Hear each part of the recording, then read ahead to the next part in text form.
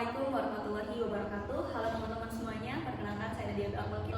Di video kali ini saya akan menjelaskan tentang bagaimana sih cara mudah atau tips-tips yang mudah untuk mengalihwahanakan teks hikayat.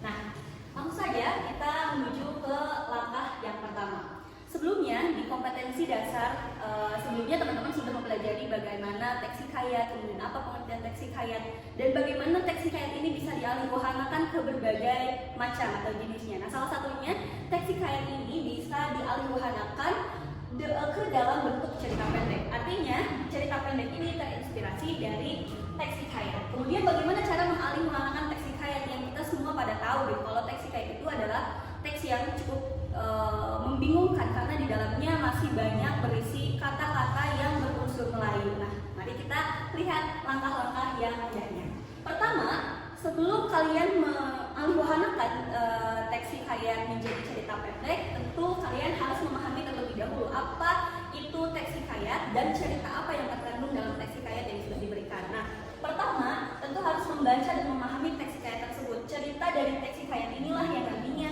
akan menginspirasi kalian untuk membuat cerita pendek. Kemudian, langkah kedua adalah menentukan nilai-nilai yang terkandung di dalam teks hikayat. Nah, setelah memahami dan membaca teks hikayat, tentu kita harus menandai nilai-nilai apakah yang terkandung di dalam hikayat tersebut.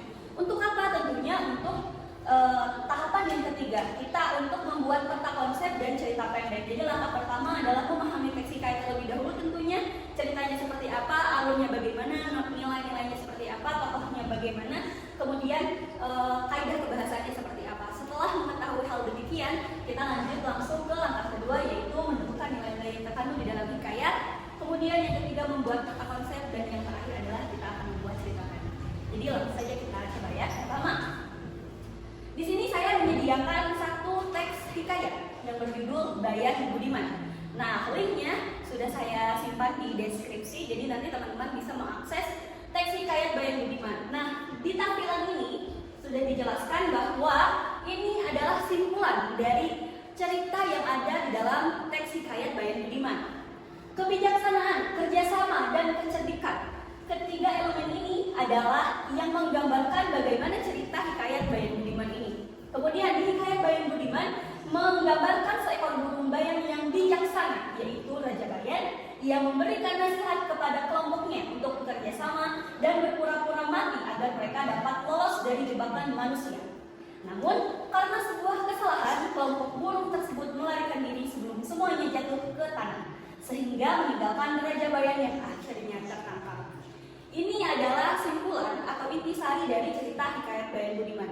Nah, dari cerita ini kita sudah melalui satu langkah, yaitu membaca dan memahami teks hikayat. Kemudian selanjutnya apa?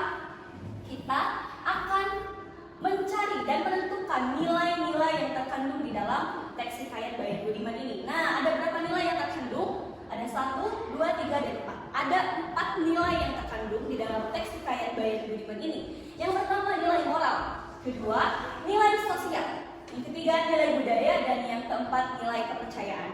Nah, di sini sudah dijelaskan nilai moralnya apa, yaitu tentang kebijaksanaan, ketidakserakahan, dan kejujuran sang Raja Bayan Budiman. Kemudian nilai sosialnya apa? Ada hubungan. Nah, ada hubungan antar burung. Ini menjelaskan bagaimana nilai sosial ini bisa tergambar di dalam teks hikayat Bayan Budiman, yang menunjukkan kerjasama dan kesetiaan terhadap pemimpinnya dan interaksi sosial antara sang penangkap burung dengan keluarganya. Kemudian yang ketiga ada nilai budaya.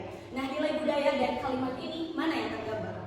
Kira-kira apa yang tergambar? Nah, yang tergambarnya adalah bagaimana cara hidup masyarakat yang bergantung pada alam dan binatang. Dua elemen ini atau dua makhluk hidup ini yang menggambarkan nilai budaya yang ada pada teks hikayat Bayan Budiman. Kemudian selanjutnya ada nilai kepercayaan. Nah, nilai kepercayaan ini bergantung kepada apa di dalam teks hikayat Bayan Budiman? Bergantung pada bagaimana adanya dan efeknya unsur ketuhanan di dalam teks hikayat Bayan Budiman yang mengandung hikmah dan pesan keagamaan. Berarti ada sisi religiusnya, ada sisi agamanya tentang pentingnya berdoa dan bergantung kepada Tuhan. Setelah kita membuat atau kita menandai nilai-nilai yang ada di dalam teks hikayat Bayan Budiman ini, tadi pertama kita sudah kita sudah memahami dan membaca teksi Kaidah dan Budiman sehingga menyimpulkan atau menghasilkan kesimpulan seperti ini. Kemudian yang kedua, kita sudah menandai bagaimana nilai-nilai yang terkandung dalam Kaidah dan Budiman ini. Kemudian selanjutnya, poin ketiganya adalah kita akan membuat peta konsep. Nah, peta konsep untuk apa? Peta konsep untuk membuat cerita pendek. Jadi, hal inilah yang biasanya luput untuk dilakukan oleh para siswa. Kenapa? Karena hal ini biasanya tidak dilakukan dan langsung menuliskan cerita pendek, yaitu alih wahana dalam teksi Kaidah dan Budiman melalui atau ke dalam cerita pendek. Nah, sebelum ke cerita pendek tentunya kita harus untuk memudahkannya kita membuat peta konsep terlebih dahulu. Di sini saya akan membuat cerita pendek dengan tema tentang ambisi pribadi dan tanggung jawab sosial. Nah, akan ada tanggung jawab sosial dan ambisi pribadi yang terkandung di dalam tema cerita pendek yang nanti akan dibuat. Kemudian, langkah kedua setelah menentukan tema adalah kita menentukan tokoh. Nah, di sini ada tokohnya Sarah dan Pak Rahman dengan penokohan dan karakternya yang sudah dijelaskan. Kemudian, yang kedua ada konflik. Tentu di dalam sebuah cerita harus ada konflik dan pemancing konflik. Kemudian nanti harus ada solusi dan bagaimana cara penyelesaiannya atau resolusinya. Nah, konflik di sini adalah dilema batin Sarah, berarti tokoh utama yang ada di sini, antara memilih pekerjaan di luar kota, di kota yang menjanjikan atau tinggal di desa untuk membantu membangun kampung halamannya.